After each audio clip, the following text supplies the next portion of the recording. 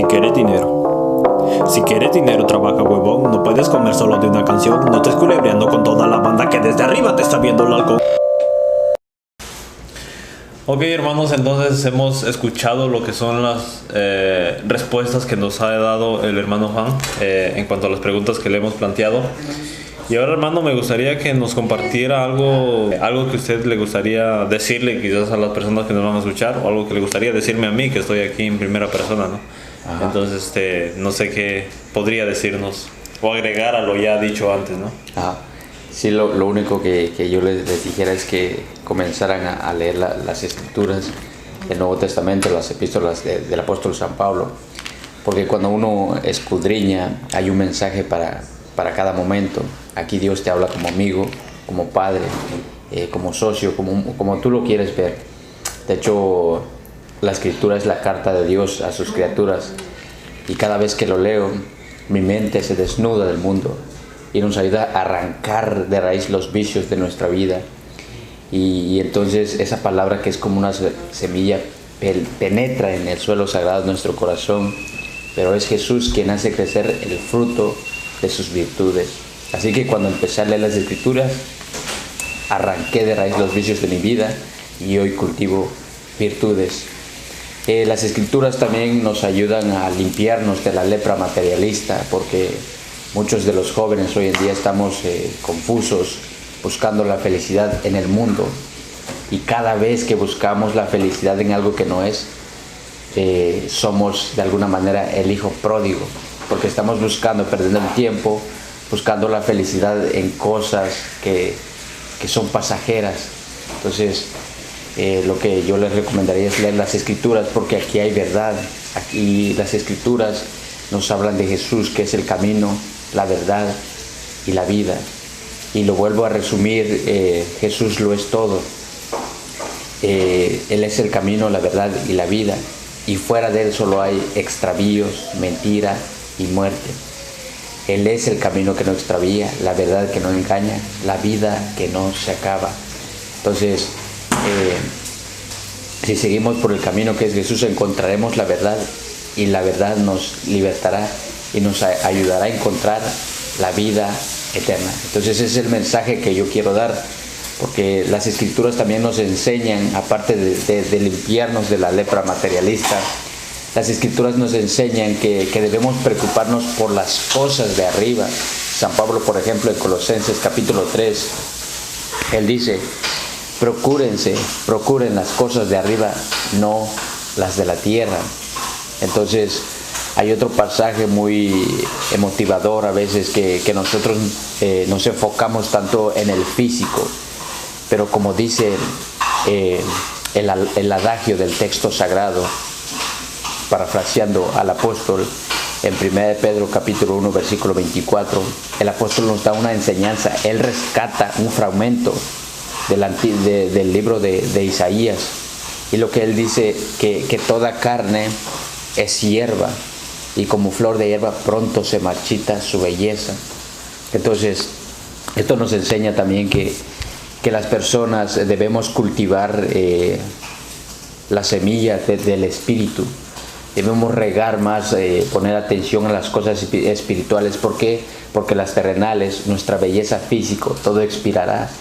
A lo mejor desprecias a una persona por su físico, pero tarde o temprano esa persona se hace viejo, se arruga. Entonces todo lo mundano envejece y muere, pero las cosas espirituales son eternas.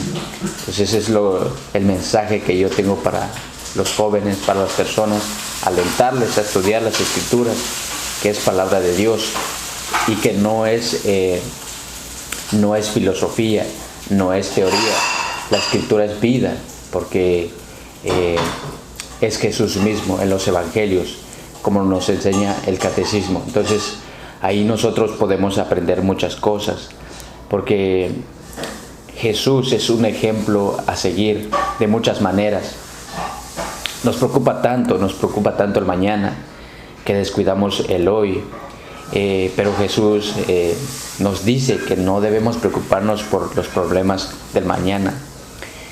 Cuando leemos Por ejemplo, uno de los pasajes motivadores de que es el Sermón de la Montaña, Jesús ahí se presenta como maestro, que es un maestro rabino que está sentado y los discípulos lo rodeaban. Ellos se sentaban sobre un escaño y tenían sobre sus rodillas las tabletas donde escribían. Precisamente por esta costumbre se había desarrollado la expresión de estudiar a los pies de tal o cual rabino. Entonces, en el Sermón de la Montaña, Jesús se presenta como el nuevo Moisés, y toda su enseñanza del Sermón de la Montaña es su nueva Torá. Y aquí, a partir de ahí, podemos destacar dos tipos de discípulo. Al final de la enseñanza de Jesús dice algo enigmático, y es lo que yo quiero destacar en esta noche. Jesús dice, aquel que escucha estas palabras, cuando Jesús nos habla de no servir al dinero, Jesús nos habla de la pobreza, de la humildad, del perdón, encierra su pergamino en esa enseñanza, la palabra misma traducida a todo. Y Jesús, cuando resume esa enseñanza, dice, aquel que escucha estas palabras dirán de él, aquí tienen al hombre sabio y prudente. Entonces, si alguien quiere ser sabio, tiene que escuchar y cumplir la palabra de Dios. Entonces, aquí tenemos dos tipos de discípulo del maestro, un tonto y un sabio. ¿Y qué diferencia hay entre el tonto y el sabio? Jesús lo dice, Mateo 7:21, dice que hasta el 24, Jesús dice, aquel que escucha estas palabras y las pone en práctica dirán de él, aquí tiene el hombre sabio y prudente. Pero aquel que escucha estas palabras y no las practica es como un hombre tonto que edificó su casa sobre la arena y no sobre la roca. Entonces, de alguna manera, Jesús es algo que necesitamos en nuestra vida. Necesitamos a Jesús, no algo que se parezca a Él. Entonces, es el llamado que yo quiero hacerlo. No pueden conocer a Jesús fuera de la iglesia. ¿Por qué? Porque la iglesia nos ayuda a interpretar las Escrituras. Y aquí está, Jesús nos enseña todo lo que queremos escuchar. Algunas veces decimos, pero Dios no me habla. Lo que quieres decir con eso es que nunca has abierto tu Escritura, tu Biblia. Porque si lees la Escritura, Dios te habla en cada estrofa de las Escrituras. Entonces Dios tiene un mensaje muy importante para ti, pero debemos escudriñarlo, debemos tomarnos el tiempo, la molestia, si es posible, de hablar con Dios. Entonces es lo que yo quiero recomendar mucho, la oración antes de estudiar, y es todo lo que yo quería decir. Sí, hermano, escuchaba por ahí que nos hablaba sobre la felicidad. Cabe también mencionar, y yo no sé si nos podría como compartir un poquito más o la dejamos así. Son dos puntos los que quisiera resaltar, como lo de la escritura y la lectura, y también sobre lo que es la felicidad. Decía alguien, la felicidad no es una meta que se alcanza, sino un camino por donde se avanza. La felicidad suele ser un camino, suele ser un proceso. No es como decir, yo quiero ser feliz, me caso y seré feliz. Yo quiero obtener esta carrera y cuando la obtenga yo seré feliz. Quiero comprar este auto y cuando lo compre seré feliz. Nos puede ofrecer felicidad ciertas cosas, ciertas acciones que realizamos. Y hace unos días leía algunos párrafos de lo que nos dice San Agustín en su libro de Confesiones, y nos habla sobre eso. Todo aquello que nosotros conocemos y lo deseamos, ¿por qué entonces nosotros venimos a desear una vida feliz y no la hemos como conocido en su plenitud, vamos a decir? Porque al final de cuentas lo que él está tratando aquí es de que todo se mueve a través de la felicidad. O sea, si yo quiero obtener un buen cheque, un buen trabajo, es porque eso me hace feliz. Si yo quiero hacer ciertas actividades, es porque eso me da felicidad. Entonces, al final y en conclusión de todo lo que realizamos nosotros, nos dice San Agustín, es porque queremos ser felices. Y pues yo creo que hacía referencia a eso, ¿no? De lo que es la felicidad. Usted mencionaba eso, no sé si nos puede compartir un poquito más sobre eso. Exactamente. Con respecto al punto bíblico, tenemos, como decíamos, como dije hace un momento, que siempre que buscamos la felicidad en el lado equivocado, en las cosas materiales, somos el hijo pródigo por estar mendigando del mundo. Pero este hijo pródigo regresó, y este hijo pródigo, las escrituras lo definen como Adán, o sea, el hombre. Se aplica a cualquiera de nuestra época, a nosotros mismos. Pero fíjese que la escritura, contada por el Maestro Jesús en el año 30 al 33, nos deja una enseñanza enigmática, única, porque este hijo reaccionó y dijo, estaba mendigando, y la verdadera felicidad estaba en la casa de su padre.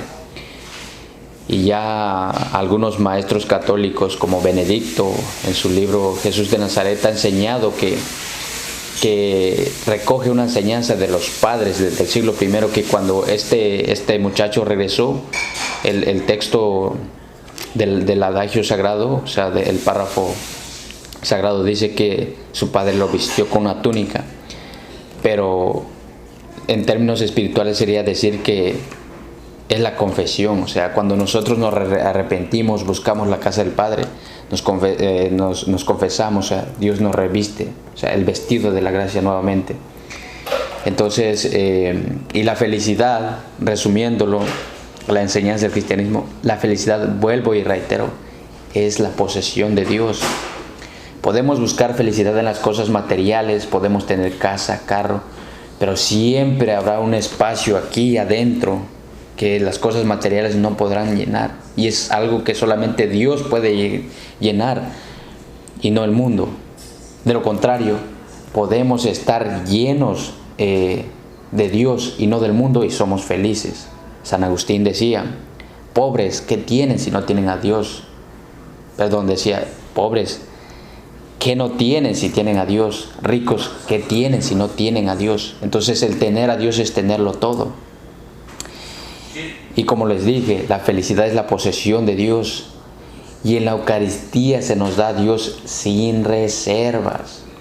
Por eso aquel que comulga, aquel que está en sintonía, que está en comunión con la iglesia, siempre va a ser feliz. Nada ni nadie podrá derribarlo. ¿Por qué? Porque está allí. O sea, Jesús dijo, el que coma mi cuerpo tendrá vida eterna. O sea, Él no dijo, el que coma mi cuerpo cuando va a morir, ciertamente se puede entender de esa manera, va a tener, o sea, no hay que esperar para morir para tener esa vida eterna. El que coma mi cuerpo, en ese momento, al comer el cuerpo de Jesús, nos transformamos y tenemos la vida divina. Entonces, incluso un sacerdote chileno, él dijo que cuando comulgamos, logramos algo que nuestros primeros padres en el Génesis desearon, ser como dioses. Y cuando nosotros comulgamos, somos Dios, porque nos hacemos uno. El Hijo de Dios es Dios en su totalidad. Entonces este Padre dice que nos hacemos Dios, el Padre Hurtado, gran santo. Entonces, y con eso concluyo, la felicidad entonces está dentro de la iglesia, porque ahí se nos da Dios sin reservas.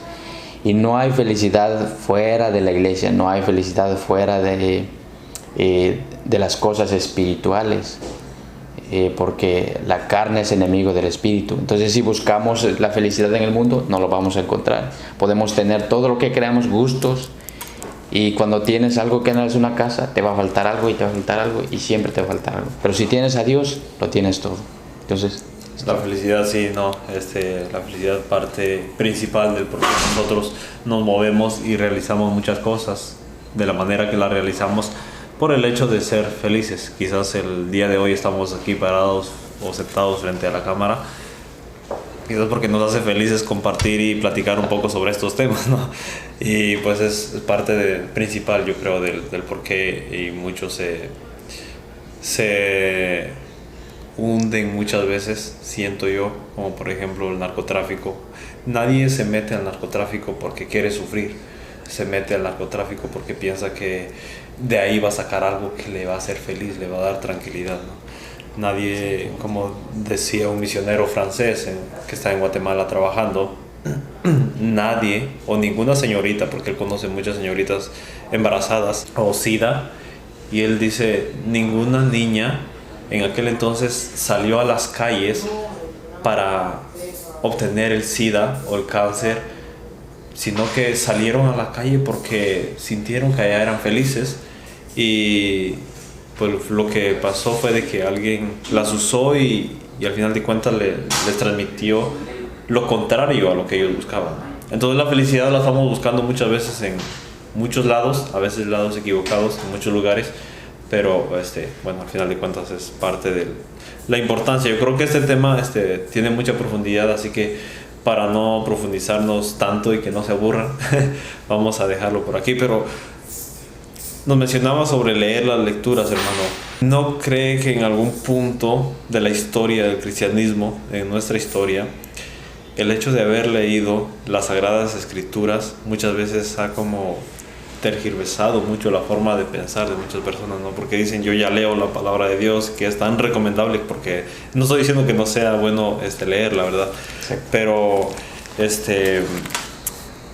¿cómo leerla? San Pedro nos habla que no solamente es leerla, sino que hay que interpretarla, ¿no? Hay que darle el sentido que nos quiere dar a conocer Dios a través de las Escrituras. De hecho, 2 de Pedro 1:20 dice que ninguna escritura es de interpretación privada. O sea, yo no puedo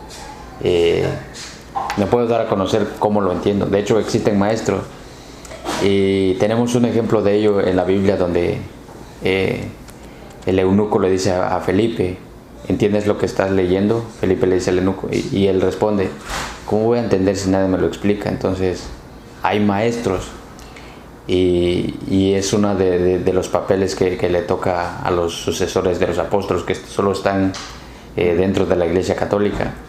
Entonces, por eso les vuelvo a decir, la Santa Madre Iglesia Católica, que es maestra, sola ella puede interpretarlo.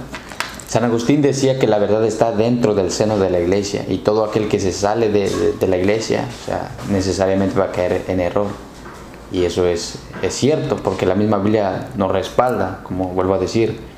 Entonces dice 1 Timoteo 3:15 que la Iglesia es la columna, el fundamento de la verdad. O sea, la Iglesia, no la Biblia. Y Efesios 3:10 dice que la multiforme sabiduría de Dios se manifiesta en y por la Iglesia, no en la Biblia. Entonces, la Iglesia es primero, después la Iglesia interpreta a la Biblia y nos lo da a conocer.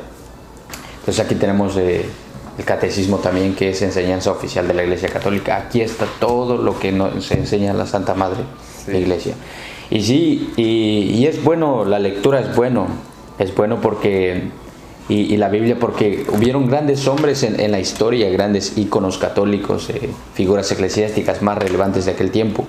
Tenemos, por ejemplo, el ejemplo de San Agustín, que era un gran hombre que le gustaba leer a los filósofos, y fue precisamente en la enseñanza de la filosofía neoplatónica de Platón, Aristóteles, que él se despegó de la lepra materialista, entendió muchas cosas, pero San Agustín no se quedó ahí. De hecho, él rescató un pensamiento suyo, lo puso por escrito con su pluma y con su tintel, redactó en uno de sus libros, que es Confesiones, donde él mismo dice que en los libros encontraba que Jesús era el Hijo de Dios, pero no encontraba algo así como lo encontró en el Evangelio según San Juan, que decía, el Verbo se hizo carne y habitó entre nosotros. Entonces San Agustín entendió que las Escrituras eran superior a todo libro. Entonces, y ya con respecto a eso, también podríamos decir que no podemos comparar la Biblia con cualquier libro. ¿Por qué? Porque la Biblia es de revelación divina, o sea, es superior a toda ciencia, Entonces, no es filosofía, ni nada de eso, no es pensamiento de hombre, sino que es revelación divina. La Biblia es divino humana. ¿Por qué? Porque fueron hombres los que escribieron, pero con el pensamiento de Dios. Dios utilizó estos instrumentos, los reveló, el Espíritu Santo reveló a estos hombres que debían escribir. Por eso la Biblia es divino humana. Entonces no es cualquier libro. Sí. Entonces, ok. Entonces, pues bien, es eso lo que quedamos y dejamos en resumen, hermanos, que sería el hecho de empezar a leer las Sagradas Escrituras, de darle nuestro propio punto de vista, ¿no?, a las Escrituras, nutrirnos personalmente de ellas y no solamente quedarnos ahí, sino simplemente ir y buscar interpretación o como la iglesia nos la enseña a nosotros, ¿no? Porque a veces podemos caer en herejías al momento de leerlo nosotros, desde, que sería de nuestra cultura, de nuestro siglo, y decir, oh, pero ¿qué dice esto? Y pues resulta confuso. Entonces tenemos ese punto de las escrituras y pues nos habló de la felicidad. Ok, hermano, entonces pienso que dejamos esto por acá. Ha sido un gusto poder compartir con usted estos días, poder compartir con usted este video y pues que nos queda decir que Dios nos bendiga a todos, que Dios le bendiga a cada uno de los que están allá atrás de las cámaras, su teléfono, su computadora, en el cuarto, donde sea. Y pues nada, hermano, yo no sé, ya podemos despedirnos. Y pues solo que decirles que pues estoy en las escrituras y siempre con el catecismo para que no se confundan, es algo que la iglesia enseña, entonces siempre hacerlo con el pensamiento de la iglesia, no fuera de la iglesia. Entonces por esa misma razón existen tantos grupos. ¿Por qué? Porque agarraron la Biblia y cada quien interpretó lo que pudo y todo se echó a perder. Entonces, pero la iglesia católica, en ella está la verdad, y el que persiste ahí llegará hasta el final.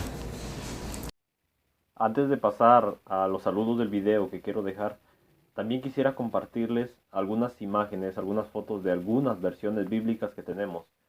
Las últimas dos que les compartiré no son católicas, aclaro esto, pero de alguna manera también nos ayudan cuando queramos hacerle alguna exégesis a algún texto sagrado, queremos estudiar un texto sagrado, podemos tener ambas eh, traducciones para poder también ayudarnos y llegar al punto, a la raíz de lo que queremos estudiar. Ok, un saludo muy especial entonces para el hermano César. Hermano César nos escucha allá en Georgia. Saludos, hermano César. César Brito, si no estoy mal. Un saludo también para la hermana Olivia. Saludos, hermana, para usted y toda su familia. Espero que se encuentre muy bien allá en Florida. También de esa misma parroquia, Santa Margaret, si no estoy mal. Saludos para los hermanos Luis y Ana. Luis y Ana, un matrimonio que conocí. Tuve la oportunidad de platicar con ustedes y pues siempre me acuerdo de ustedes. Así que saludos, hermanos. Bendiciones.